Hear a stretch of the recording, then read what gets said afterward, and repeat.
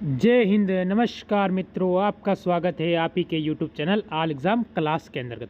मैं लेके आया हूँ आपके लिए मोस्ट इम्पॉर्टेंट क्वेश्चन, जीके के 40 टॉप क्वेश्चन लेके आया हूँ। आपके पास अगर 14 नवंबर को आपका पेपर होता है तो आपके पास अंतिम 33 दिन बचे हैं। यानी अगर आप 33 दिन हमारे साथ जुड़ते हो तो ये मान लो आप सिलेक्शन लेकर ही जाओगे, क्योंकि मैं आपको 45 प्लस का स्कोर करवाऊँगा। कितना? 45 प्लस। अगर आप हमारे साथ 33 दिन जुड़ते हो तो आप 45 प्लस स्कोर करोगे पक्के, 101%। अगर जिस दिन आप पेपर दे के आओगे उस दिन देख लेना कि आपको पता चल जाएगा कितने क्वेश्चन इन्हीं प्रैक्टिस सेट के अंदर से आपको देखने को मिलते रहेंगे। ठीक है, तो 14 नवंबर से 5 दिसंबर तक के लिए सभी बच्चों के लिए मोस्ट इंपॉर्टेंट ये क्लास साबित होने वाली है। तो पहला क्वेश्चन आपके सामने, तो क्या कहता है? इससे पहले सभी वीडियो को एक बार लाइक कर देंगे। सतहिल जल संसाधन सर्वाधिक है कहाँ पर? गंगा का मैदान उत्तरी भारत का, या उत्तरी पूर्वी भारत, या प्रायद्वीपीय भारत, या सिंधु मैदान। तो आपका उत्तर हो जाएगा ऑप्शन ए, गंगा का मैदान। ठीक है, अगला क्वेश्चन देखते हैं। ये क्या कहता है? भारतीय राज्यों के निम्नलिखित समूह में से किसकी भूटान के साथ एक समान सीमा है? तो आपका उत्तर इसमें हो जाएगा अरुणाचल प्रदेश, असम, सिक्किम और पश्चिम बंगाल। ठीक है, इन चारों राज्यों की भूटान के साथ सीमा लगती है। किस नदी को दक्षिण गंगा के नाम से भी जाना जाता है? दक्षिण गंगा के नाम से जाना जाता है, उस नदी का नाम आपको बताना है। कावेरी, गोदावरी, कृष्णा या ब्रह्मपुत्र। तो आपका उत्तर हो जाएगा गोदावरी। ठीक है, ये भारत की सबसे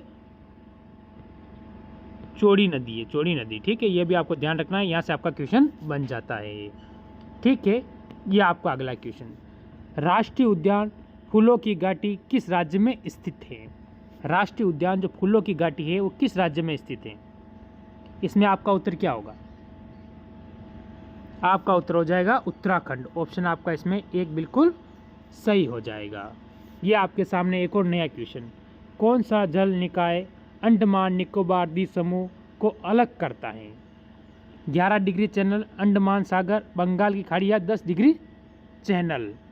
आपका उत्तर इसमें क्या होगा? तो इसमें आपका उत्तर हो जाएगा 10 डिग्री चैनल। ऑप्शन आपका यहाँ से डी बिल्कुल सही हो जाएगा। ये एक और नया क्वेश्चन। भारत की दृष्टि से सबसे छोटा जिला कौन सा? देखो, सबसे छोटा राज्य पूछे तो वो गोवा होता है, पर सबसे छोटा जिला पूछा है। ठीक है, तो सबसे छोटा राज्य का नाम क्या होगा? गोवा। ठीक है, ये क्वेश्चन मैंने आज सुबह पहले 9 बजे, कल का जो पेपर हुआ था 9 बजे का, उसमें करवाया मैंने। किसके अंदर? जल्दी बता दो। SSGD के पेपर के अंदर। ठीक है, तो आपका उत्तर होगा माहे। ऑप्शन आपका एक बिल्कुल सही हो जाएगा। एक और नया क्वेश्चन आपके सामने। सिंधु नदी की सहायक नदी जो हिमाचल प्रदेश से होकर बहती है। कहाँ से होकर बहती है? हिमाचल प्रदेश से होकर बहती है। उस नदी का नाम आपको बताना है। क्या होगा आपका उत्तर इसके अंदर? जल्दी से।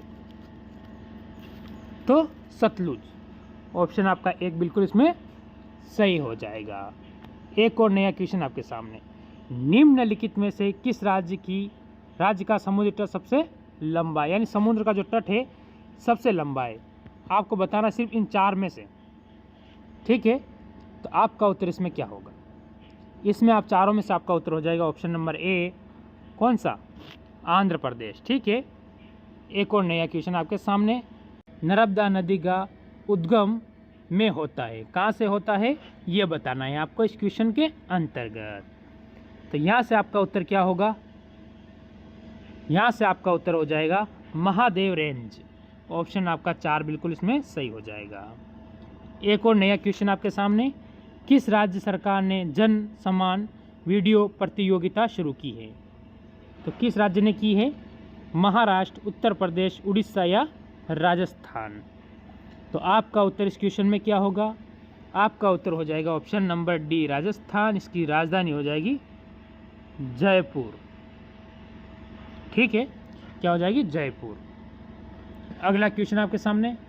मेवाड़ में उत्तराधिकारी कर को क्या कहा जाता है? मेवाड़ में उत्तराधिकारी कर को क्या कहा जाता है? जल्दी से बताओ। मेवाड़ महाराणा प्रताप की नगरी। ठीक है, तो तलवार बदाई, ऑप्शन आपका 3 बिल्कुल सही हो जाएगा। एक और नया क्वेश्चन आपके सामने, भारतीय संविधान के अंतर्गत मूल अधिकारों का संरक्षक कौन है, जल्दी बताओ। संरक्षक किसका? भारतीय संविधान के अंतर्गत मूल अधिकार होता है, उनका संरक्षक कौन है? आपका उत्तर हो जाएगा न्यायपालिका, ऑप्शन आपका 3 बिल्कुल सही हो जाएगा। एक और नया क्वेश्चन आपके सामने, इससे पहले सभी वीडियो को लाइक कर देंगे, ठीक है, और चैनल को सब्सक्राइब भी कर लेंगे, ठीक है। उत्तम रामचरितम के लेखक हैं, इनमें से कौन है वो बताना है। उत्तम रामचरितम, ठीक है, तो क्या होगा? भवभूति, ऑप्शन आपका यहाँ से 3 बिल्कुल सही हो जाएगा। एक और क्वेश्चन आपके सामने, संत रैदास की छत्री किस दुर्ग में स्थित है? संत रैदास, उनकी छत्री किस दुर्ग में है? सिवाना, चित्तौड़गढ़, जैसलमेर या जालोर? तो आपका उत्तर क्या होगा? आपका उत्तर हो जाएगा इसमें चित्तौड़गढ़, ठीक है, ऑप्शन आपका यहाँ से 2 बिल्कुल सही हो जाएगा। आपके सामने एक और नया क्वेश्चन, भारतीय मरुस्थल को क्या कहते हैं? भारतीय मरुस्थल को क्या कहते हैं, ये बताओ। जो भारतीय मरुस्थल उसे कहते हैं थार, इसका 60% हिस्सा कहाँ है? राजस्थान में। राजस्थान में कितने परसेंट है? 60%। सहारा, विश्व का सबसे बड़ा रेगिस्तान, विश्व का सबसे बड़ा,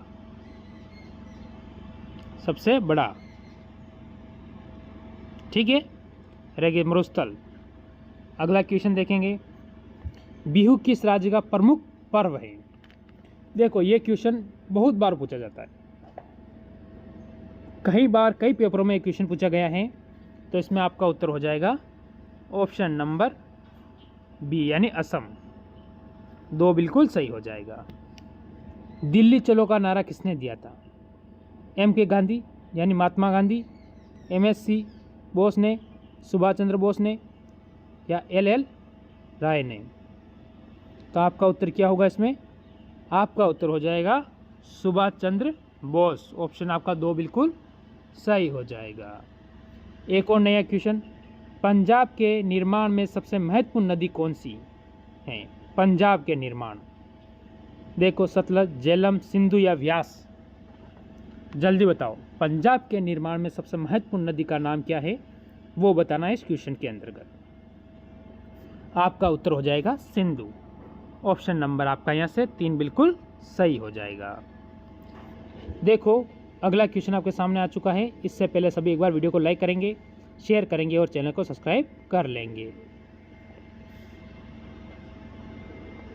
1905 में सर्वेंट्स ऑफ इंडिया सोसाइटी को किसने आरंभ किया, यह बताना है आपको, ठीक है। 1905 की बात चल रही है, तो आपका उसका नाम क्या होगा? तो उनका नाम हो जाएगा गोपाल कृष्ण गोखले। ये महात्मा गांधी के क्या थे? अरे क्या थे? महात्मा गांधी के गुरु थे, ठीक है, ये आपको ध्यान रखना है। अगला क्वेश्चन आपके सामने, भारत के राष्ट्रीय झंडे की लंबाई और चौड़ाई का अनुपात कितना होता है? भारत का जो हमारा झंडा होता है, तिरंगा, जो इस टाइप से होता है, तो उसकी लंबाई और चौड़ाई का अनुपात क्या होता है? ठीक है, ये बताओ, आप बता दो। तो इसकी लंबाई और चौड़ाई का अनुपात होता है, इसकी चौड़ाई कितनी होती है? जल्दी, 3:2 होता है, ठीक है, ऑप्शन आपका 2 बिल्कुल इसमें सही हो जाएगा। अगला क्वेश्चन, रविंद्रनाथ टैगोर को नोबेल पुरस्कार किस वर्ष मिला था? रविंद्रनाथ टैगोर को जो नोबेल पुरस्कार दिया गया था वो किस वर्ष दिया गया था, ये बताना है आपको इस उत्तर के अंतर्गत। ये हो जाएगा आपका 1913 में, ऑप्शन आपका यहाँ से 2 बिल्कुल सही हो जाएगा। एक और क्वेश्चन, गोवा भारतीय गणतंत्र का एक हिस्सा कब बनाया गया, यानी पुर्तगालियों से आज़ाद कब हुआ? जल्दी से बता दो कि पुर्तगालियों से कब आज़ाद हुआ था गोवा। तो गोवा हुआ था 1961 के अंदर। किससे? पुर्तगालियों से। ठीक है, ऑप्शन आपका एक इसमें क्या हो जाएगा? सही हो जाएगा। एक और नया क्वेश्चन, क्षेत्रफल की दृष्टि से भारत में सबसे छोटा राज्य कौन सा है? अभी पहले जिला देखा था, अब राज्य भी हम देख लेते हैं। पहले मैं बता चुका हूँ इस राज्य के बारे में, क्या हो चुका है? गोवा हो चुका है बड़ा राज्य। आपका उत्तर हो जाएगा, बताओ क्या? राजस्थान। ठीक है, क्या हो जाएगा? राजस्थान है।